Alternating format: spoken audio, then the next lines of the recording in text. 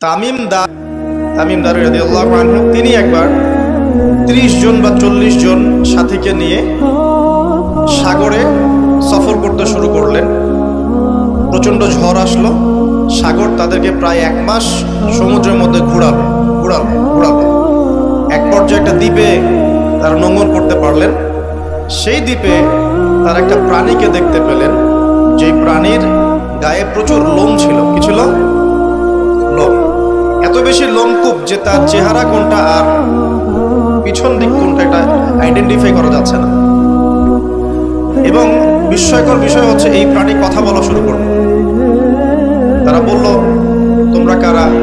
তারা বলল, আমরা আরব থেকে এসেছি। এরকম কিছু কনভারসেশন হলো। তখন সেই প্রাণী বলল, তোমাদের অপেক্ষা করছে একজন ব্যক্তি, আমার সাথে আসো। তখন এই 30 জন বা 40 জন সাহাবী তারা তামিম দারির সাথে গেলেন। সাহাবী বলছে এই অর্থে যে তারা পরবর্তীতে মুসলিম হয়েছিলেন, এই ঘটনার পরে তারা মুসলিম হয়েছিলেন আলহামদুলিল্লাহ। তো তারা গিয়ে দেখলেন শেকল দিয়ে একজন ব্যক্তিকে বাঁধা আছে, যেই ব্যক্তি খুবই শক্তিশালী, তাকে শেকল দিয়ে বেঁধে রাখা হয়েছে। এবং সেই ব্যক্তি তাদেরকে জিজ্ঞাসা করছিল, তোমরা কোত্থেকে এসেছো?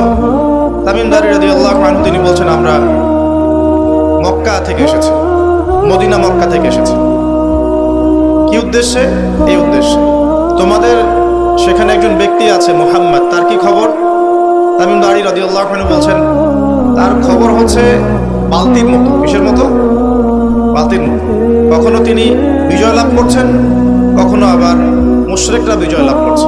মানে বদরের যুদ্ধে তিনি জয়লাভ করেছেন, উহুদের যুদ্ধে আবার মুশরিকরা মুসলিমদেরকে বিপর্যয়ের সম্মুখীন করেছে। জিজ্ঞাসা করলেন, তাবারিয়া হ্রদ চিনো? তিনি বলছেন, হ্যাঁ চিনি। তাবারিয়া হ্রদে কি পানি আছে? তামিম দারি রাদিয়াল্লাহু আনহু বলছেন, হ্যাঁ পানি আছে। এই ব্যক্তি তখন বলছে, অতি শীঘ্রই সেখানে কোনো পানি থাকবে না। আবার প্রশ্ন করছেন, বাইসানের খেজুর গাছের নাম শুনেছ? তামিম দারি বলছেন, শুনেছে। সেখানে কি খেজুর আছে? তামিম দারি বলছেন, প্রচুর খেজুর আছে। এই ব্যক্তি বলছে যে অতি সত্বর সেখানে কোনো খেজুর থাকবে না। এরকম কিছু কথা বলার পরে তামিম দারি তাকে জিজ্ঞাসা করলেন, আপনি কে? এত প্রশ্ন জিজ্ঞাসা করছেন, তুমি কে? তোমার পরিচয় দাও। তখন এই ব্যক্তি বলছিলেন, আমার পরিচয় তোমরা খুব শীঘ্রই জানতে পারবে। অতি শীঘ্রই আমি এই শেকল থেকে মুক্ত হব এবং পুরো পৃথিবীতে আমি 40 দিন রাজত্ব করব। কতদিন? 40 দিন। তবে মক্কা এবং মদিনায় আমি প্রবেশ করতে পারবো না, কারণ সেখানে প্রবেশ করতে ধরলেই দেখা যাবে আল্লাহর ফেরেশতারা খোলা তরবারি হাতে মক্কা মদিনা পাহারা দিচ্ছে। তবে আমি আমার পরিচয় জানিয়ে দিচ্ছি, আমি হচ্ছি তামিম দারি রাদিয়াল্লাহু আনহু। তিনি এসে এই ঘটনা নবী সাল্লাল্লাহু আলাইহি ওয়াসাল্লামকে বললেন।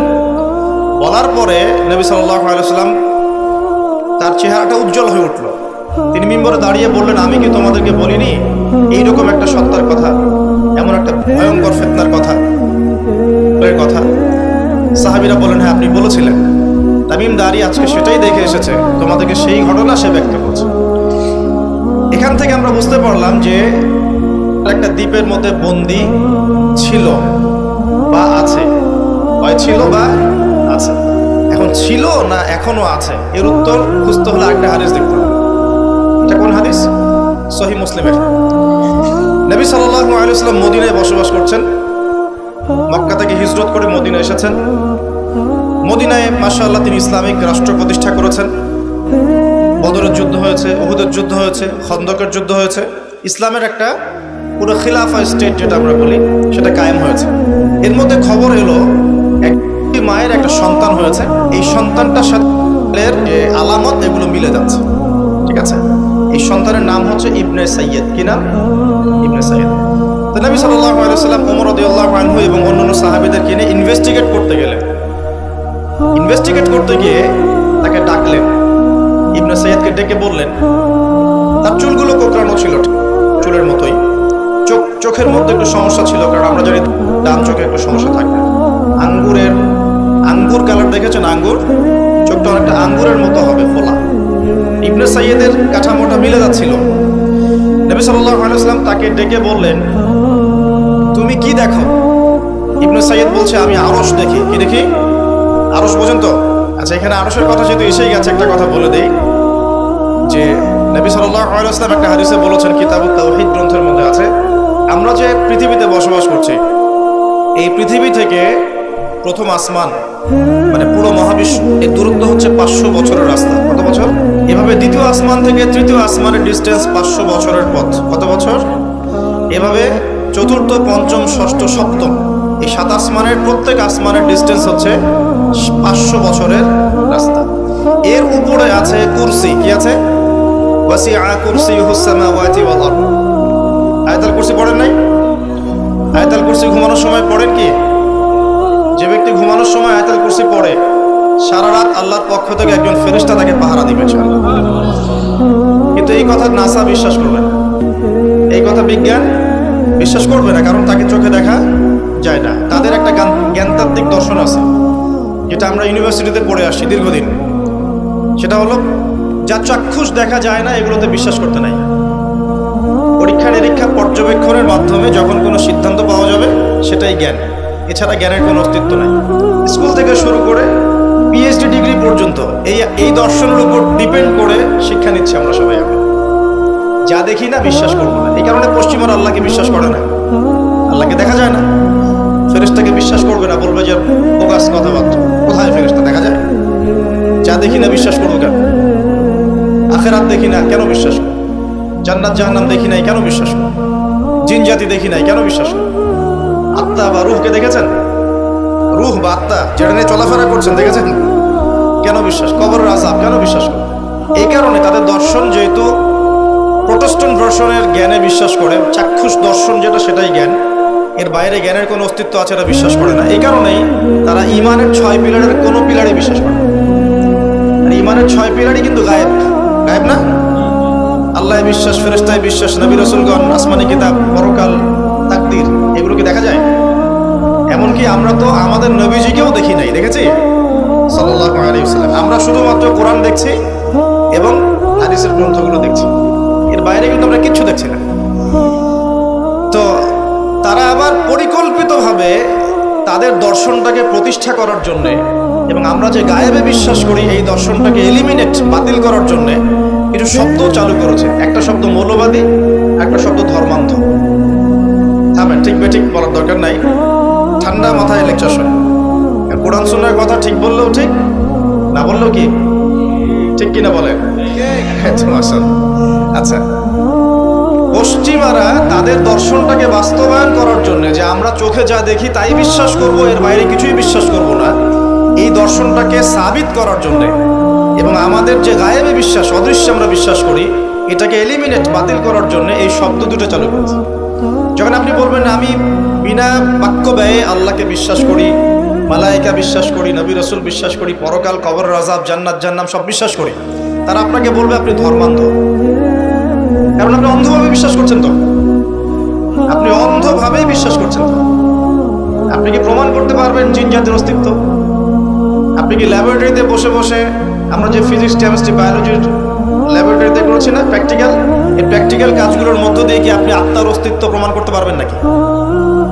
যারা হার্ট স্ট্রোক করে মারা যাচ্ছে, হচ্ছে না, আমরা কি বলছি? হৃদযন্ত্রের ক্রিয়া বন্ধ হয়ে মারা গেছে, ইন্না লিল্লাহি ওয়া ইন্না ইলাইহি রাজিউন, মাইকিং করে বেড়াচ্ছে, তাই না? হৃদযন্ত্রের ক্রিয়াটা বন্ধ হলো কিভাবে? এর ভিতরে কিছু একটা তো ছিল যেটা এখন নাই। একটা ডেড বডির মধ্যে কিছু একটা নাই যেটা একজন জীবিত মানুষের দেহের মধ্যে আছে। আপনার দেহে কি আছে যেটা একটা মৃত মানুষের দেহে নাই? বলেন কি নাম এটার? এই রূহটা কি পশ্চিমারা কি বিশ্বাস করাতে পারবেন? গিলাতে পারবেন? গিলাতে গেলে বলবে আপনি ধর্মান্ধ। কথা বোঝার চেষ্টা করুন কেন তারা শব্দগুলো ছড়িয়ে দিয়েছে। আর যখন আপনি এই মৌলিক বিষয়গুলো মেনে চলবেন তখন আপনাকে বলবে মৌলবাদী হয়ে গেছে। অথচ এই মৌলিক বিষয়গুলো মেনে না চললে কিন্তু আপনি মুসলিমই হতে পারছেন না। কেউ যদি আত্মায় বিশ্বাস না করে, জিন জাতিতে বিশ্বাস না করে, আপনার আল্লাহ অদৃশ্য বিশ্বাস না করে, আখিরাত অদৃশ্য জগৎ বিশ্বাস না করে, জান্নাত জাহান্নাম, কবরের আযাব, মিজান পুলসিরাতে বিশ্বাস না করে, সে কি মুসলিম হতে পারবে কিনা বলেন দেখি? তাহলে মুসলিম হতে হলে আমাকে আল্লাহর কথা, আল্লাহর বাণীকে চোখ বন্ধ করে বিশ্বাস করতেই হচ্ছে। কোনো কোনো ক্ষেত্রে আল্লাহ পাকের আদেশের সামনে আত্মসমর্পণ করতে হচ্ছে বিনা বাক্য ব্যয়। এক্সাম্পল দিচ্ছি, এই যে ইব্রাহিম আলাইহিস সালামের ছেলেকে বলেছিলেন আল্লাহ পাক, বলেছিলেন, যার ফলশ্রুতিতে আমরা ঈদুল আজহা পালন করি না। আচ্ছা দেখেন, ইব্রাহিম আলাইহিস সালামকে আল্লাহ পাক বলছেন 3 দিন স্বপ্ন দেখিয়ে তোমার ছেলেকে করতে হবে, পরীক্ষা তোমার জন্য একটা। তিনি গিয়ে তার সন্তানকে বলছেন, ইন্নী আরা ফিল মানামি আন্নী আযবাহু, হে আমার সন্তান, আমি স্বপ্নে দেখেছি আমি তোমাকে করছি, ফানজুর মাযা তারা, তোমার রায় কি আমাকে বলো। সন্তান বলছে ইসমাঈল আলাইহিস সালাম, ইয়া আবাতি ফাআল মা তু'মার, হে আমার বাবা, আল্লাহ আপনাকে যা আদেশ করেছেন তাই করুন। সাতাজিদুনি ইনশাআল্লাহু মিনাস সাবিরিন, ইনশাআল্লাহ আপনি আমাকে ধৈর্যশীল পাবেন। এই ছেলের বয়স কিন্তু আমাদের এই ইয়াং জেনারেশনের চেয়ে অনেক কম। যে জেনারেশন রাত 3টায় অ্যালার্ম দিয়ে যে আর্জেন্টিনা খেলা দেখতে ওঠে, এই জেনারেশনের চাইতে ইসমাইলের বয়স কিন্তু অনেক কম। তার বয়স তখন হয়তো 10 বা 12 বা 14। কি শিক্ষা দিলেন তার পিতা তার মা তাকে, যে আল্লাহর আদেশের সামনে জীবন দিতেও তার কোনো পরোয়া নাই। বলছে, আব্বা আপনি যে স্বপ্ন দেখেছেন, আল্লাহ আপনাকে যে আদেশ করেছেন আপনি করেন। তাহলে কোন শিক্ষার ঘাটতি আমাদের মধ্যে আছে, ভাবতে হবে না এগুলো। ইব্রাহিম আলাইহিস সালাম কিন্তু তার সন্তানকে মানুষ করেন নাই, মনে রাখবেন। তিনি মাঝে মাঝে আসতেন, যাওয়া আসা করতেন, কারণ তার আরেকটা পরিবার ছিল, সারা আলাইহিস সালাম, তার আরেকটা পরিবার ছিল, 2 স্ত্রী। তো তাকে মানুষ করেছেন কিন্তু তার মা হাজারা আলাইহিস সালাম। কোন মা? যেই মাকে ইব্রাহিম রেখে আসছেন কাবা ঘরে, মনে আছে? খাবারও ছিল না, পানিও ছিল না। তিনি বলছেন, আপনি কেন রেখে যাচ্ছেন ইব্রাহিম আলাইহিস সালাম বলেন, আল্লাহর হুকুমে। এখন এই মা বলছেন যে যদি আপনি আল্লাহর হুকুমে আমাকে রেখে যান, আমাদেরকে রেখে যান, ইনশাআল্লাহ আল্লাহ পাক আমাদেরকে ফেলে দিবেন না। এই মায়ের গর্ভ থেকে ইসমাইল হবে না তো কি আমাদের মা বোনদের গর্ভ থেকে ইসমাইল হবে? আমাদের মা বোনরা এখন কি করে? সারাদিন যে মুভিজ, যে সিরিয়ালস, স্বামীকে সম্পত্তির জন্য প্যারা দিতে দিতে স্বামীর হার্ট স্ট্রোক করে ফেলে। বহু স্বামী আছে হারাম খাইতে চায় না, স্ত্রীর পাল্লায় পর হারাম খায়। হ্যাঁ, আমি কিছু প্র্যাকটিক্যাল কথা বলছি। বহু স্বামী আছে হারাম খেতে চায় না, সন্তান সন্ততির স্ত্রীদের চাপে পড়ে তাকে 2 নাম্বারই করতে সে বাধ্য হয়। কেন করে? পরিবারের জন্য। আমরা কিন্তু বোকা পুরুষ মানুষ, আমরা যারা আছে আমরা কিন্তু আসলে বোকা জাতি, জানেন? আমার বয়স অনেক কম যদিও আপনাদের চাইতে, তবে আমি কিছু বিষয় ফিল করেছি আমার লাইফে, যেটা আমি মনে করি আলহামদুলিল্লাহ আল্লাহ পাক আমাকে নিয়ামত দিয়েছে। যেমন আমি ফিল করেছি আমার লাইফে যে মানুষের আল্লাহ ছাড়া আপন বলতে কেউ নেই, এটা আমি ফিল করেছি। আল্লাহ পাক ছাড়া একজন মানুষের সত্তাগত আপন, আপনার সত্তা আত্মাগত আপন বলতে আসলে কেউ নেই। যারা আছে আমাদের আশপাশে সবাই সবার স্বার্থে থাকে, সবাই সবার প্রয়োজনে থাকে। প্রয়োজন শেষ হলে আপনাকে চিনবেও না নাকি। আমি যখন ইন্তেকাল করব, এমন হবে 40 দিন পর কেউ আমাদের কবর জিয়ারত করবে কিনা সন্দেহ আছে। এগুলো বাস্তবতা। আর আমরা বোকা কেন জানেন? আমরা এই দুনিয়ার মানুষদের স্বার্থেই, আমার আশপাশের মানুষগুলোর স্বার্থেই সারা জীবন আল্লাহর বিরুদ্ধে চলি, আরাম খাই, সুদ খাই, ঘুষ খাই, দুর্নীতি করে ওদের মুখে হাসি ফোটানোর জন্য। যেই মানুষগুলো আমাকেই চিনবে না পরকালে, দুনিয়াতেই মারা গেলে আমাকে চিনবে না, তো সেই মানুষগুলোর জন্য আমি আল্লাহর বিরুদ্ধে চলে যাই। আমরা বোকা না? আর দেখবেন যেসব পুরুষের সৎ থাকতে চায় তারা শেষ বয়সে খুব একা হয়ে পড়ে। খেয়াল করে দেখেন, যে পুরুষটা সৎ থাকতে চায় শেষ বয়সে গিয়ে দেখবেন তারা খুব একাকিত্বে ভুগছে। আর এখন একটা কমন সমস্যা, এটা অনেক প্রবীণ মানুষ যারা আছেন তারা কিন্তু একাকিত্বে ভোগেন, খুব একাকিত্বে ভোগেন।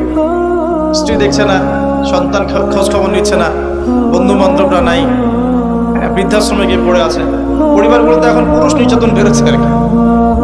হ্যাঁ, কথা একটু ভিতর থেকে বোঝার চেষ্টা করবেন।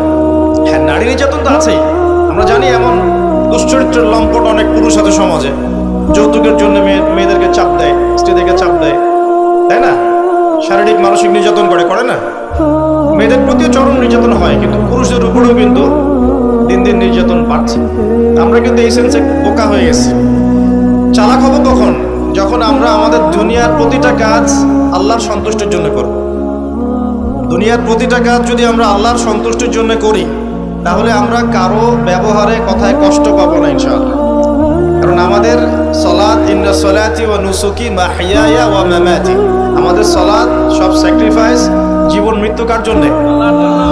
আল্লাহর কাছে আমার এক্সপেকটেশন থাকবে যে আল্লাহর কাছে আমি চাই, কোনো মানুষের কাছে কোনো এক্সপেকটেশন নাই, তখন আপনি কষ্ট পাবেন না। জীবনে সুখে থাকার ফিলোসফি অফ হ্যাপিনেস হচ্ছে এটা। জীবনে সুখে থাকার, সুখী হওয়ার, এই দুনিয়ার জীবনে সুখী হওয়ার ফিলোসফি হচ্ছে আল্লাহ ছাড়া কারো কাছে আশা করেন না। এবং আল্লাহ ছাড়া অন্য কারোর জন্য কোনো কিছু করতে চান না, আল্লাহকে সন্তুষ্ট করার জন্য করতে চান, ইনশাআল্লাহ আল্লাহ পাক আপনাকে সব কিছুই দিবে ইনশাআল্লাহ। সম্মান, মর্যাদা, প্রতিপত্তি, মানুষের ভালোবাসা সবই পাবেন যদি আপনি আল্লাহর হয়ে যান। আমি একটু ভিতরে চলে আসছি আর কি, বাইরে আসে আবার আসেন। তো এই যে কুরসির কথা বলছিলাম, আয়াতুল কুরসি কেন তেলাওয়াত করবেন? কারণ রাত্রেবেলা একজন মালাক বা ফেরেশতা আপনাকে পাহারা দিবে ইনশাআল্লাহ। আর পশ্চিমাদের দর্শন বলে দিলাম, ওরা কিন্তু এই অদৃশ্যের জগতে বিশ্বাস করে না। এই কারণে আমরা যারা অদৃশ্যের জগতে বিশ্বাস করি, আমাদেরকে এইসব সাম্প্রদায়িক শব্দ দিয়ে তারা সারা বিশ্বের বুকে আন্ডারএস্টিমেট করার চেষ্টা করেছে। ধরতে হবে আমরা। সামনে আসেন। এখন কুরসির পরে কি আছে? এই কুরসির উপরে আছে একটা মহাসাগর। কি আছে? মহাসাগর। নাসা কি বলেছে এখন পর্যন্ত? এই জন্য আমরা কেউ বিশ্বাস করি না। কালকেই যদি দেখবেন নাসা বলে দেয় হ্যাঁ একটা মহাসাগরের সন্ধান পাওয়া গেছে, পৃথিবী থেকে লক্ষ কোটি আলোকবর্ষ দূরে, নাম দিয়ে দিল যে .FM0000mm2, একটা নাম দিয়ে দিল। ওরা তো এরকম নাম দেয় আর কি, তাই না? বাস তখন কিন্তু দেখবেন সারা বিশ্বের মানুষ চোখ বন্ধ করে বিশ্বাস করবে কি না? আমরা কিন্তু আল্লাহর প্রতি চোখ বন্ধ করে বিশ্বাসের জায়গায় এই পশ্চিমাদের উপর এখন চোখ বন্ধ করে বিশ্বাস করি। বুঝেন? এটা কিন্তু শিরক হচ্ছে, এটাও শিরক হচ্ছে।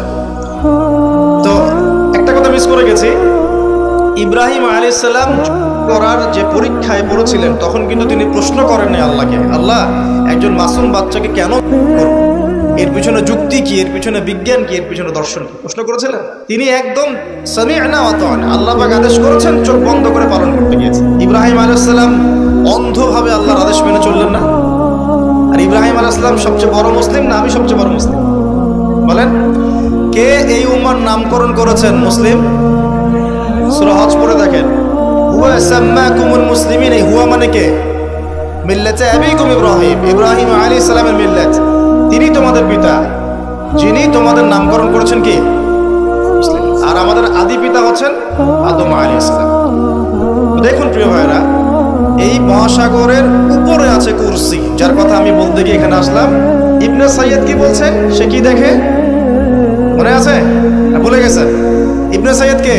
নবী সাল্লাল্লাহু আলাইহি ওয়াসাল্লাম যাকে ইনভেস্টিগেট করছেন মদিনায়। কোথায়? খেয়াল রাখেন, তামিমদারি দ্বীপে দেখে আসছেন। কোথা থেকে আসছেন? দ্বীপে। আর নবী সাল্লাল্লাহু আলাইহি ওয়াসাল্লাম ইনভেস্টিগেট করছেন কোথায়? মদিনায়। আচ্ছা, তো এখন এই ব্যক্তি বলছে আমি আরশ দেখি। নবী সাল্লাল্লাহু আলাইহি ওয়াসাল্লাম বলে আরশ কোথায়? সে বলছে আরশ পানির উপরে। কোথায়? পানির উপর। তখন নবী সাল্লাল্লাহু আলাইহি ওয়াসাল্লাম বলছেন তুমি তো তাহলে শয়তানের আরশ দেখছো। কার আরশ দেখছে? শয়তানের কিন্তু আরশ আছে, শয়তানেরও কিন্তু একটা আরশ আছে। কোথায় এটা জানেন? সমুদ্রের উপরে। অনেকে বলে যে ভাই বারমুদা ট্রায়াঙ্গেলে আছে নাকি? এটা আমরা জানি না, এভাবে বলা যাবে না, এটা আমরা ব্যাখ্যা করতে পারবো না, আল্লাহ ভালো জানেন। তো এখন শয়তানও কিন্তু সিংহাসনে বসে, দিন শেষে বসে ওর যে চেলা চামুন্ডা যারা আছে ওদেরকে ডাকে, ডেকে বলে আজকে কি করাইছো তোমরা? একজন বলে যে আমি তো জেনা করাই দিছি দুজনের মধ্যে, আমি মদ খাইয়েছি মানুষকে, আমি মানুষকে পরকীয়া লিপ্ত করেছি, আমি একজনকে একজনের বিরুদ্ধে উস্কে দিয়ে হত্যা করিয়ে দিয়েছি। এরকম করে শয়তানরা বলতে থাকে। তো ইবলিস বলে না, তোমরা তেমন কোনো কাজ করতে পারো না। ইতিমধ্যে একজন শয়তান এসে বলে যে আমি একটা কাজ করেছি। কি কাজ করেছো? যে আমি একটা পরিবারের স্বামী স্ত্রীর মধ্যে বিচ্ছেদ ঘটিয়ে দিয়েছে। কি করেছে? এটা এখন বেশি হচ্ছে না? বেশি হচ্ছে না? আপনারা খবর রাখেন না মনে হয়, পড়াশোনা করে দেখেন, প্রতি 3-4 মিনিট একটা ডিভোর্সের ঘটনা ঘটে, প্রতি 3-4 মিনিটের। এবার শয়তান তাকে ডাকে, এদিকে আসো, তুমি একটা কাজের কাজ করেছো। তখন নিজের গলার যে মালা বা যেটা আমরা গোল্ড মেডেল বলি, অ্যাওয়ার্ড যেটা বলি, এটা তার গলায় সে পরিয়ে দেয়, দিয়ে বলে তুমি একটা কাজের কাজ করেছো। তার মানে আমরা বুঝতে পারলাম শয়তানের কাছে সবচেয়ে বড় একটা মিশন কি? পরিবারগুলোকে ধ্বংস করে দেয়। সতর্ক থাকতে হবে আমাদের সবাইকে। আল্লাহ পাক আমাদের সবাইকে ধৈর্য দান করবেন। আর পরিবার টিকে থাকে ধৈর্যের উপরে। একটা বিষয় বলে দেই, স্বামী স্ত্রীর মধ্যে, যুবকরা এটা উপকৃত হবেন ইনশাআল্লাহ, স্বামী স্ত্রীর মধ্যে শুধুমাত্র ভালোবাসা পরিবার টিকানোর জন্য যথেষ্ট না। স্বামী স্ত্রীর মধ্যে ভালোবাসার চাইতেও বেশি প্রয়োজন হচ্ছে একে অপরের প্রতি বিশ্বাস। কি দরকার? বিশ্বাস না থাকলে ভালোবাসা টিকবে না। প্রয়োজন একে অপরের সম্মানবোধ, একজন একজনের সম্মানটা যেন বোঝে, এবং আনুগত্যের প্রয়োজন আছে। স্ত্রীরা যদি স্বামীদের আনুগত্য না করে সংসার টিকে না, সংসার ভেঙে যায়। বিশ্বাস, আনুগত্য, ভক্তি, সম্মান, শ্রদ্ধা, এর সাথে যখন ভালোবাসা যুক্ত হবে তখন পরিবারটা ইনশাআল্লাহ জান্নাতি পরিবার। লাখ লাখ ছেলে দাঁড়িয়ে একটা পর্দার সামনে দাঁড়িয়ে আছে, গোল কখন হবে এই জন্য। দেখছেন না মিডিয়া এগুলো প্রমোট করছে না? ভাবখানে এমন যে কত সুখে আছি আমরা, তাই না? কি সুখ আমাদের। খেলা হচ্ছে, আমরা গোল গোল চিল্লাচ্ছি। খেলছে কোন টিম, সেই টিম আমাকেও চিনে না, আমার দেশের নামও জানে কিনা আল্লাহু আলাম। এমন কেন জাতিগতভাবে আমরা এমন কেন হলাম জাতিগতভাবে? আমাদের কোনো ব্যক্তিত্ব নাই, আমাদের কোনো গায়রত নাই। আমাদের তো যুদ্ধের হিস্ট্রি আছে, আমাদের বীরত্বের হিস্ট্রি আছে, আমাদের ভাষা আন্দোলন হিস্ট্রি আছে। দেশের কনসেপ্ট বাদ দিয়ে ইসলামের কনসেপ্টও যদি বলেন, আমরা তো তারেক বিন জিয়াদের উত্তরসূরি, বিন কাসিমের উত্তরসূরি, খালেদ বিন ওয়ালিদ, উমর ইবনুল খাত্তাবের উত্তরসূরি। আমাদের কোনো গায়রত নাই। যদি আমি একা একা সকালবেলা উঠে ফজরের নামাজের পরে এই মাঠটাকে 10 রাউন্ড দেই, এটা আমার জায়েজ না জায়েজ? জায়েজ। এখন আপনারা 10 জন 20 জন দুটো টিম হয়ে গেলেন। আমি তো টুকটাক খেলাধুলার মধ্যে ছিলাম, টিম হয়ে গেলেন। এখন আপনারা খেলছেন ফুটবল, 1 ঘন্টা আধা ঘন্টা খেলবেন, জায়েজ না জায়েজ? কিন্তু এই খেলাটাকে টেলিকাস্ট করে আপনি হাজার হাজার মানুষের সময় তো নষ্ট করতে পারেন না, হায়াত তো নষ্ট করতে পারেন না। এই খেলাকে কেন্দ্র করে তো জুয়ার আসর বসাতে পারবেন না। এটাকে কেন্দ্র করে আপনি lakh lakh billion billion dollars খরচ করতে পারবেন না তো। অথচ আপনার পাশেই প্রতিবেশী রাষ্ট্র না খেয়ে মারা যায়। আমাদের পাশেই মিডল ইস্টের পাশেই প্রতিবেশী রাষ্ট্র না খেয়ে শিশুরা মারা যাচ্ছে। প্রতিবেশী না খেয়ে থাকে, আমি পেট ভরে খাই, আমি মুমিন নাকি? প্রতিবেশী না খেয়ে থাকে আর আমি পেট ভরে খাই, আমি কি মুমিন নাকি? আর সারা বিশ্ব এই দিকে মানুষকে ফোকাস করে রেখেছে। বিশ্বের একটা অংশ এই দিকে ফোকাস করে রেখে তাদের এজেন্ডাগুলো ঠিকই বাস্তবায়ন করছে না। রমজান মাস আসে, দেখবেন রমজান মাস যখনই আসে দেখবেন যে নির্যাতন বেড়ে যায় উম্মার উপর। যে সময়ে উম্মার ইকোনমিক অবস্থা ভালো না, সামরিক অবস্থায় তাদের মুখোপেক্ষী হয়ে থাকতে হচ্ছে, যে সময় আমাদের ভিতরে পলিটিক্যাল বিরোধগুলো দেখা দিচ্ছে, আমরা ইউনাইটেড হতে পারছি না, যে সময় যুব সমাজরা মাদকে আসক্ত হয়ে আছে, পর্নোগ্রাফিতে আসক্ত হয়ে আছে, দিনের ইলম কালাম অর্জন করছে না, নামাজ ঠিক মতো পড়ছে না, কুরআন তেলাওয়াত করা শিখছে না, যে সময়ে ইভেন আলেম ওলামাদের মধ্যে ঐক্য দেখা যাচ্ছে না, যে সময়ের মধ্যে আমরা পরিবারগুলোর ভাঙন দেখতে পাচ্ছি, আমাদের পরবর্তী প্রজন্ম কোন পরিবেশে বড় হবে সেই নিশ্চয়তা দিতে পারি না। এই সমাজটা পরিবর্তনের দায়িত্ব আমাদের কারো ঘাড়েই নাই। শুধু কি পলিটিশিয়ানদের দায়িত্ব? শুধু কি প্রশাসনের দায়িত্ব? আমাদের সবাইকে নাকে তেল দিয়ে ঘুমানোর জন্য পৃথিবীতে আসছি? এই যুব সমাজ তো জানেই না, বোঝেই না ওদেরকে কি কারণে এই পৃথিবীতে পাঠানো হয়েছে। সে যে মুসলিম, তার যে দায়িত্ব কর্তব্য আছে, আল্লাহ পাক যে তাকে সৃষ্টি করেছেন তার ইবাদত করার জন্য এবং আল্লাহর জমিনে দিনটার প্রচার প্রসার ঘটানোর জন্য, তার কোনো ফিকির আছে? একটা পর্দার সামনে দাঁড়িয়ে এসে আধা ঘন্টা 1 ঘন্টা 1.5 ঘন্টা সময় নষ্ট করে ফেললো, তার ফিজিক্যাল কোনো উপকারও কিন্তু নাই। আছে? কোন জায়গায় আপনি বাচ্চাকে রেখে যাচ্ছেন চিন্তা করে দেখে দেখবেন। একটা ছোট্ট বাচ্চার ইজ্জতের কোনো গ্যারান্টি পাচ্ছি না আমরা। মানুষ কোন জায়গায় চলে গেছে দেখেন। মাদক অ্যাভেলেবল হয়ে গেছে, আপনি দেখে না 5% ছেলেও পাওয়া যাবে না। আর যারা দেখে ভিতর থেকে এরা পশু হয়ে গেছে। এর কাছে একটা বাচ্চাকে দিলেও সে রেপ করে রেখে দিবে। চিন্তা করে দেখেন না, বিগত 50 বছরে ধর্ষণের সংখ্যা বেড়েছে না কমেছে? কি পরিমাণ বেড়েছে? বেড়েছে কি পরিমাণে? পর্নোগ্রাফির পরিমাণটা কি পরিমাণ বাড়ছে? মাদক কি পরিমাণে বেড়েছে? এখন এই দায়িত্ব শুধু প্রশাসনের না, শুধু পলিটিশিয়ানদের না, আমাদের সবার দায়িত্ব আছে তো। আমরা যদি যার যার জায়গা থেকে দায়িত্ব পালন করতে আজকে পিছুপা হয়ে যাই, বিশ্বাস করেন আগামী 10-20 বছর পরে আমাদের সন্তান একটা ভয়ঙ্কর বিশ্ব দেখবে আসে। এমন একটা বিশ্ব দেখবে যার দুঃস্বপ্নের মতো কল্পনাই করে নাই। আল্লাহ আমাদেরকে বোঝার তৌফিক দান করুন। আমি হয়তো কিছুটা ইমোশনাল হয়ে বেশি কথা বলে ফেললাম, ভুল ত্রুটি হলে মাফ করবেন। সামনে আসেন, আমি বুঝাচ্ছিলাম যে এই 3টা জায়গা থেকে বের হবে এবং তার সাথে জয়েন হবে কারা? এবং এক শ্রেণীর নারী যাদেরকে আপনি ঘরে রাখতে পারবেন না। উদাহরণ যদি এত দূর চলে গেছে। আরেকটা জায়গার কথা আসছে যে বের হবে শাম এবং ইরাকের মাঝামাঝি একটা রাস্তা থেকে। শাম মানে হচ্ছে জর্ডান, লেবানন, এই যে পুরো কন্টিনেন্টটা আছে এটার নাম শাম। কি নাম? শাম। আর ইরাক হচ্ছে এই যে আমাদের ইরাক তো চিনেন, এর মাঝখান থেকে একটা রাস্তা থেকে বের হবে। একটু ভূগোল ঘাটবেন, একটু জিওগ্রাফি পড়ে দেখবেন, ওর মাঝখানে এখন একটা রাষ্ট্রের জন্ম হয়েছে। এই রাষ্ট্রটা আজকে থেকে 100 বছর আগে বিশ্বের বুকে ছিল।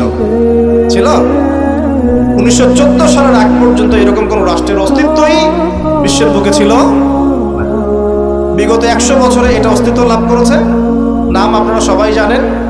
এবং সেখানে শুধু রাষ্ট্র গঠন করেই তারা ক্ষান্ত হয় নাই, কিন্তু ওই যে বললাম 70,000 দিবি ইস্পাহানের, বললাম না? তার মানে অন্য হাদিসের লিঙ্ক করলে দেখা যায় নবীজি বলছেন যে সে বিশ্ব শাসন করবে এবং তার ফলোয়ার্স হবে কারা? মানে কারা? তো সে যদি রাষ্ট্র কায়েম অলরেডি করে ফেলে এবং সেখানে যদি বিশ্বের সমস্ত জায়গা থেকে সেও যায় এবং ওরা সেখানে শক্তিশালী হয়ে যায়, সশরীরে বের না হলেও তার অনুসারীরা কি বের হয় নাই? বুঝেন নাই কথা? বুঝছেন? এখন তার অনুসারীদের একটু অবস্থা দেখেন। বিশ্বের বড় বড় সেক্টরগুলোর কথা আমি জাস্ট মেনশন করে দিই। Politics, economics, finance, military section এবং মিডিয়া। বড় বড় 5-6টা সেকশন। একটা সেকশন আমাকে দেখাবেন যেটা ওদের নিয়ন্ত্রণের বাইরে আছে? এমন কোনো সেকশন নাই। এখানে শিক্ষিত মানুষ যারা তারা আমার কথা বুঝতে পারবে। বিশ্বের এমন কোনো সেকশন নাই যেটা ওদের নিয়ন্ত্রণের বাইরে। ইভেন এই যে প্রযুক্তিগুলো আমরা ইউজ করছি এগুলো সবকিছু ওদের নখদর্পণে আছে। এখন আমাকে একটা কোশ্চেনের উত্তর দেন যে যদি আপনি বিশ্ব রুল করতে চান তাহলে আপনাকে বিশ্বের এই বড় বড় সেকশনগুলোকে রুল করতে হবে না? শ্রীলঙ্কা কি পারবে বিশ্বের অর্থনীতিকে নিয়ন্ত্রণ করতে?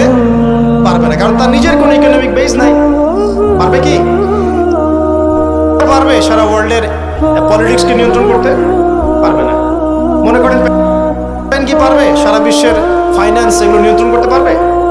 সেখানে তো মানুষ অনুদানের উপর তারা চলছে না, তাদের তো জানমালের নিরাপত্তাই নেই। তার মানে যে বা যারা বিশ্ব শাসন করবে এবং তার অনুসারীরা তাদেরকে বিশ্বের বড় বড় সেকশনগুলো তো রুল করতে হবে, তাই নয় কি? সশরীরে বের না হলেও, সে সশরীরে না আসলেও তার ফলোয়ার্স যারা তারা কিন্তু অলরেডি রাষ্ট্র কায়েম করেছে, বিশ্বের বড় বড় সেকশন নিয়ন্ত্রণ করছে এবং ঐক্যবদ্ধ হয়েছে, স্থানীয় ঘোষণা করে ফেলেছে। এবার কি মিলাতে পারছেন কথা যে কোন দিকে আমি ফোকাস করছি? এবার আসেন, তাদের সাথে লড়াই করার ক্ষমতা সবার থাকবে না, এটাও সত্য। কারণ আসবে সে তাদেরকে নিয়ে বিশ্বের 40 দিন পুরো ম্যাসাকার করবে, পুরো বিশ্বটাকে 40 দিন সে শাসন করবে, যার প্রথম দিনটা হবে 1 বছরের সমান। কত বছর? কিভাবে হবে আল্লাহ জানেন, আমি ব্যাখ্যা করতে পারবো না। দ্বিতীয় দিন হচ্ছে 1 মাসের সমান, তৃতীয় দিন 1 সপ্তাহের সমান, তারপরের দিনগুলো আমাদের দিনের মতোই। কথা বুঝতে পারছেন? সে কি করবে? সে নিজেকে খোদা দাবি করবে, সে বলবে সেই খোদা আল্লাহ, এবং তার 1 হাতে জান্নাত 1 হাতে জাহান্নাম থাকবে। এই যে এই 1 হাতে জান্নাত মানে কি সত্যিকারের জান্নাত? ওই যে 2 2 4 যারা মিলায় বলবে হ্যাঁ সত্যিকারের জান্নাত। একটা বাহন থাকবে, গাধা বলা হয়েছে, যার বিশাল ডানা থাকবে, যে ডানার নিচে বহু মানুষ আশ্রয় নিতে পারবে, এবং সেই ডানাতে সে আকাশে চড়ে বেড়াবে। আকাশে উড়ে এমন কোনো গাধা আছে নাকি? আছে? যারা 2 2 4 মিলায়, যে 2 যোগ 2 লেফট হ্যান্ড সাইড সমান রাইট হ্যান্ড সাইড, এরা মনে করবে যে উড়ন্ত গাধাও মনে হয় আসতে পারে।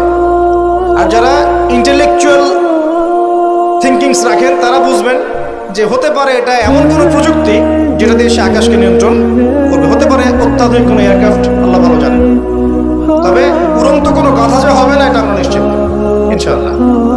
তো এখানে অনেক রূপকথা আছে। সে ডান হাতে জান্নাত মানে যারা তাকে ফলো করবে সে ওদের সবাইকে প্রোগ্রেস দিবে, দুনিয়াতে শান্তিতে থাকবে। আর যে তার মানে আনুগত্য করবে না, জুলুমের শিকার হবে, ব্যাস জাহান্নাম। এ তো সরাসরি জান্নাত জাহান্নাম নয় যে ধরে ঢুকাই দিবে।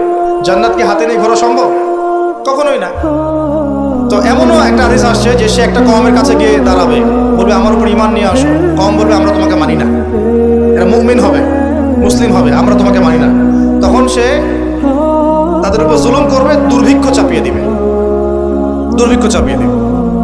আর একটা কওমের কাছে যাবে, বলবে আমাকে কি তোমরা রব হিসেবে মানো? তারা বলবে হ্যাঁ মানি। তখন তাদেরকে সে প্রোগ্রেস দিবে। দেখবেন আকাশকে আদেশ করবে বৃষ্টি হও, বৃষ্টি হবে, ফসল ফলো, ফসল ফলবে। গুপ্তধনগুলো বের করে ওদের হাতে দিয়ে দিবে। মানে আমি বুঝাতে পারবো না যেটা কত বড় ফিতনা। পৃথিবীতে চলমান সমস্ত ফিতনাগুলোকে একত্রিত করলে মান হবে না, তবে তার শাসনটা চিরস্থায়ী হবে না। আলহামদুলিল্লাহ, তার এবং তার ফলোয়ার্সদের শাসনটা চিরস্থায়ী হবে না। তারা যে মনে করে বসে আছে যে এই সত্যিকারের, সে সত্যিকারের দিকে তারাই করার চেষ্টা করেছিল। তার নাম কি? ঈসা আলাইহিস সালাম। তিনি হচ্ছেন সত্যিকার। আল্লাহ পাক তাকে উঠিয়ে নিয়েছেন, তাকে আল্লাহ পাক নামাবেন দামেস্কে, এবং তার হাতেই এই মিথ্যা মাসিহের মৃত্যু লেখা আছে ইনশাআল্লাহ তাআলা। এবং তারপর ঈসা আলাইহিস সালাম তার ফলোয়ার্স বা তার অনুসারীদেরকে নিয়ে বিশ্বের শান্তি প্রতিষ্ঠা করবেন ইনশাআল্লাহ। এটা সামনে আছে, মানে ইতিহাস শেষ হবে, সভ্যতা শেষ হবে নবী ঈসা আলাইহিস সালামের হাতে। এটা কত বছর বাকি আছে এটা আমরা বলতে পারবো না। হতে পারে 100 বছর, হতে পারে 1000 বছর, আমরা জানি না, আল্লাহ ভালো জানেন। কিন্তু একটা জিনিস আপনাকে ফোকাস করতে হবে যে সে সশরীরে বের না হলেও তার অনুসারীরা কিন্তু সারা বিশ্বাসকে শক্তিশালী। এটা আপনাকে বুঝতে হবে। একটা সুসংবাদ আপনার জন্য। নবীজি বলছেন সাল্লাল্লাহু আলাইহি ওয়াসাল্লাম, কোনো ব্যক্তি যদি সূরা কাহফের প্রথম 10টা আয়াত মুখস্থ করে বা শেষের 10টা আয়াত মুখস্থ করে বা এই দুটোই 20টাই করেন, ইনশাআল্লাহ আপনার জীবদ্দশায় যদি হয় সে আপনার কোনো ক্ষতি করতে পারবে না। এখন প্রশ্ন আছে আরো, এই সূরার মধ্যে কি আছে যা আপনাকে এই ফিতনা থেকে বাঁচাবে? এটা জানার জন্য আপনাকে আসহাবুল কাহফের ঘটনা পড়তে হবে। ওই যে 9 জন যুবকের কথা বলেছিলাম, 309 বছর ঘুমিয়েছিল, আল্লাহ পাক আবার ঘুম থেকে উঠিয়েছেন। ডিটেলস বলার সময় নেই, বাসায় গিয়ে পড়বেন। এবং এই বিষয়গুলো বোঝার আগে মুসা এবং খিদর আলাইহিস সালামের ঘটনাটাও পড়তে হবে। যে বাহ্যিক চোখে যা দেখা যাচ্ছে ওটা বাস্তবতা নয়, বাস্তবতা ওটাই যে আল্লাহ নূর দিয়ে খিদর আলাইহিস সালাম দেখছেন। আমি একটা জায়গা থেকে আলোচনা শেষ করে দেবো এখানে। এই সূরার মধ্যে আরো একটা ঘটনা আছে যেটা আমি কোনোদিনও বলি নাই, আজকে বলতেছি আপনাদের সামনে। আপনারা সৌভাগ্যবান, এই ঘটনা আমি আজ পর্যন্ত কোনো লেকচারে বলি নাই। সূরা কাহফে আরো একটা বিষয় আছে যেটা আপনাকে চেনাবে সভ্যতাগুলো কেমন হবে। একটু মনোযোগ দেন প্লিজ, 10 মিনিট দেখুন। এই সূরার মধ্যে 4টা ঘটনা আছে। কয়টা? একটা হচ্ছে আসহাবুল কাহফের, একটা যুলকারনাইন আলাইহিস সালাম, একটা মুসা এবং খিদর আলাইহিস সালামের, আর একটা হচ্ছে এই ঘটনা, 2 বন্ধুর ঘটনা যা আমি কোনো লেকচারে এখনো বলি না। আল্লাহ পাক এই সূরার মধ্যে একটা বিস্ময়কর ঘটনা বলছে। 2 বন্ধুর। কয়জন বন্ধু? এক বন্ধু প্রচন্ড ধনী, এমন ধনী যে আল্লাহ পাক তাকে বড় বড় বাগান দিয়েছেন, খেজুরের, আঙ্গুরের, হ্যাঁ, বিশাল বিশাল বাগান। এবং তার মধ্য দিয়ে নদী চলছে। নদী, একটা নদী চলে যাচ্ছে ভিতর দিয়ে, 2 পাশে বাগান। তাহলে কত বড় প্রপার্টি চিন্তা করেন, একটু চিন্তা করেন। আমরা তো বিঘা আর এই যে শতকের হিসাব করি না। আল্লাহ বলছেন যে 2টো বিশাল জান্নাত দিয়েছিলাম তাকে, মানে বাগান দিয়েছিলাম, ফলের বাগান, মাঝখান দিয়ে নদী প্রবাহিত হচ্ছে। এবং প্রত্যেক বছর 2 বার করে এই জায়গায় ফসল ফলতো, প্রচুর ফসল হতো। তো এত ধন সম্পদ পাওয়ার পরে এই বন্ধু, মানে এই ব্যক্তি, তার এক গরিব বন্ধুকে নিয়ে এই বাগানে ঢুকেছে। ঢুকে হাঁটাহাঁটি করছে, গল্পগুজব করছে। গল্পগুজব করার এক পর্যায়ে গিয়ে এই ধনী বন্ধু বলে ফেলছে। কি বলছে? সে বলছে যে আনা আকসারু মিনকা মালান ওয়া আ'আসসু নাফারা। হে আমার দোস্ত শোনো, আমি তোমার চাইতে মালে এবং সম্পদে অনেক সেরা। কে বলছে এটা? এই ধনী বন্ধু। আমরা কিন্তু এরকম কথা বলি না। এই ধনী বন্ধু হচ্ছে বস্তুবাদী মানুষ, মানে বাড়ি গাড়ি, টাকা কড়ি, স্ট্যাটাস, এটাই তার কাছে সবকিছু। বুঝতে পারছেন কথা? সে তার বন্ধুকে বলছে তুমি তো গরিব, আমি তোমার চেয়ে অনেক সেরা টাকায়, পয়সায়, ধন দৌলতে। এমন মানসিকতা আমাদের মধ্যে আছে না অনেকের? আচ্ছা, এবার সে আরো বলছে যে ওয়াদাখালা জান্নাতাহু ওয়া হুয়া যালিমুল লিনাফসি। সে তার জান্নাতে প্রবেশ করলো, তার নফসের উপর সে জুলুমও করে বসলো। কিভাবে জুলুম করলো? এভাবে সে বলছে ক্বালা মা যুন্নু আন তাবিদা হাযিহি আবাদা। কে বলছে এটা? এই ধনী বন্ধু। সে বলছে হে আমার গরিব বন্ধু শোনো, আমি মনে করি না, আমি বিশ্বাসই করি না, আমি মনে করি না যে আমার এই প্রপার্টি কখনো ধ্বংস হয়ে যাবে। আমি এটা বিশ্বাস করি না। বুঝতে পারছেন?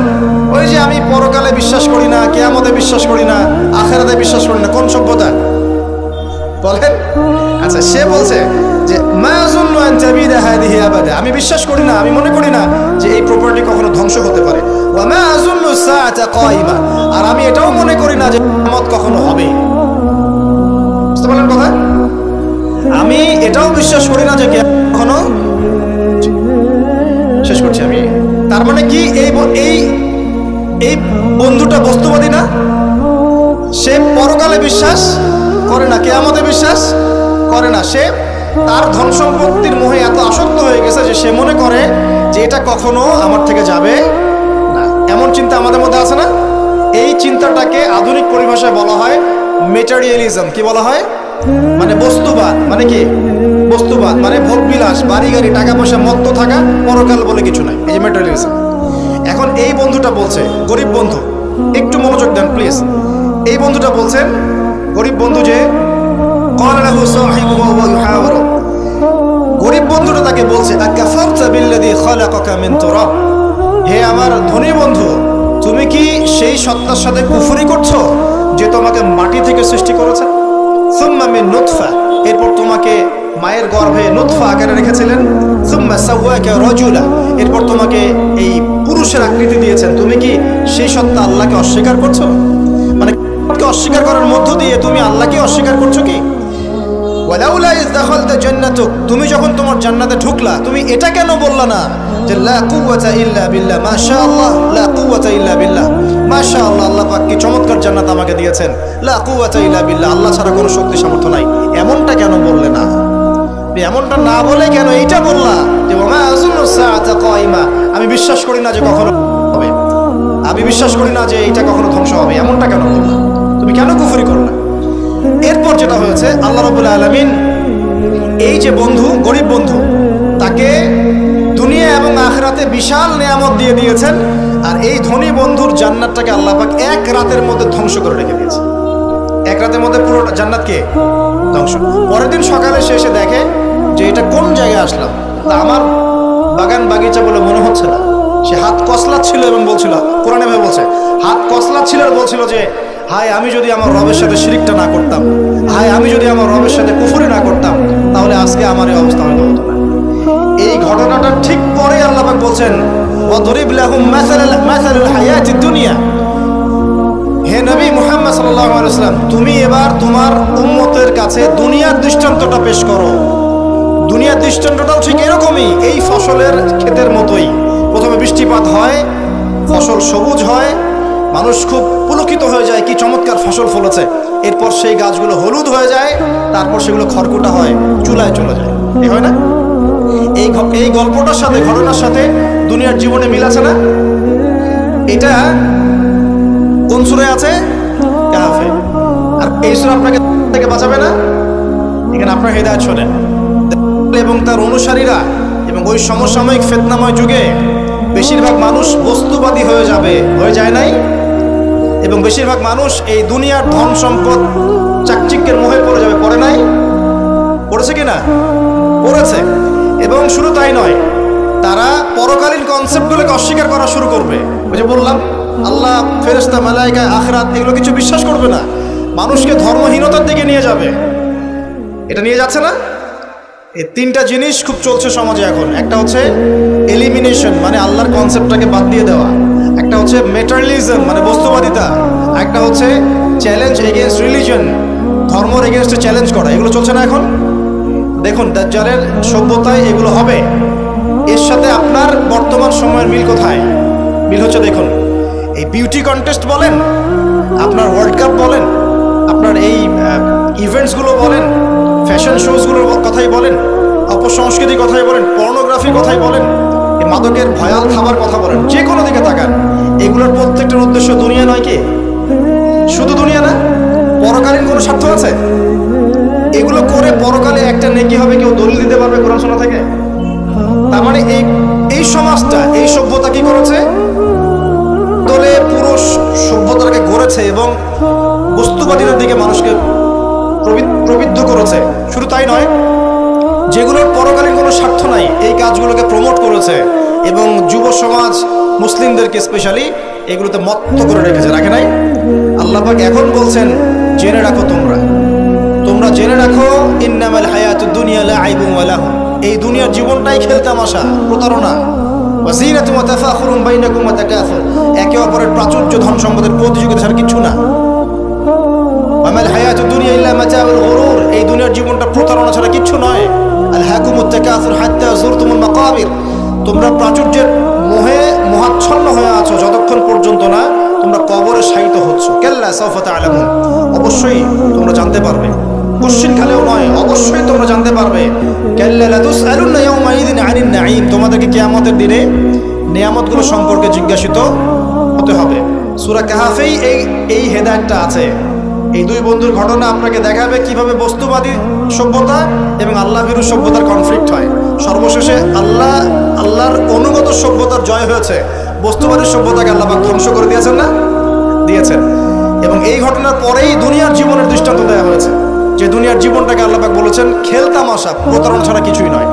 হ্যাঁ, কেউ যদি বলে খেলাধুলার কোনো দলিল কোরআনে আছে কিনা, আমি বলবো হ্যাঁ আছে। আল্লাহ পাক বলেছেন, ওয়ামা হাদিহিল হায়াতুদ দুনিয়া ইল্লা মাতাউল গুরুর, ই'লামু আন্নামাল হায়াতুদ দুনিয়া লাইবুন ওয়া লাহু। অতএব খেলাধুলার দলিল কোরআনে আছে।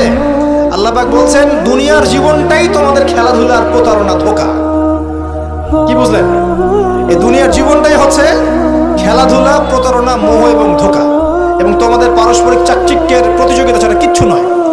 এখন এই সভ্যতার দিকে তাকাবেন চোখ কান খোলা রেখে, যে যত রকম ফাহেসা কাজগুলো মিডিয়া দিয়ে প্রমোট করা হচ্ছে, এগুলোর মূল উদ্দেশ্য হচ্ছে দুনিয়া, এবং মুসলিম যুবকদেরকে এবং উম্মাকে তাদের মূল উদ্দেশ্য থেকে সরিয়ে দেওয়ার চেষ্টা করা। আমাদের মূল উদ্দেশ্য কি? এক, আমাদের মূল উদ্দেশ্য ছিল জ্ঞান অর্জন করা। মূল উদ্দেশ্য ছিল জ্ঞান অর্জন করে আমল করা, আল্লাহ পাকের জমিনে দ্বীনের প্রচার করা। আমাদের পৃথিবীর মূল উদ্দেশ্য ছিল কি? পারিবারিক আদর্শ ঠিক করা, সন্তানদেরকে মানুষ করা, সমাজের কাঠামো ঠিক করা, হালাল খাওয়া, দ্বীনের দাওয়াতি কাজ করা, আল্লাহর জমিনে দ্বীনটাকে প্রচার করা, প্রসার করা, প্রতিষ্ঠার চেষ্টা করা। এগুলো আমাদের মূল উদ্দেশ্য ছিল। এখান থেকে সরিয়ে এনে আমাদের সবার চোখকে এখন বিভিন্ন আমোদ প্রমোদ ফুর্তির দিকে ফোকাস করে রাখা হয়েছে, এবং এর ফলশ্রুতিতে আমরা আমাদের দুনিয়াতে আসার উদ্দেশ্যটা কিন্তু ভুলে গেছি। প্রিয় ভাইয়েরা,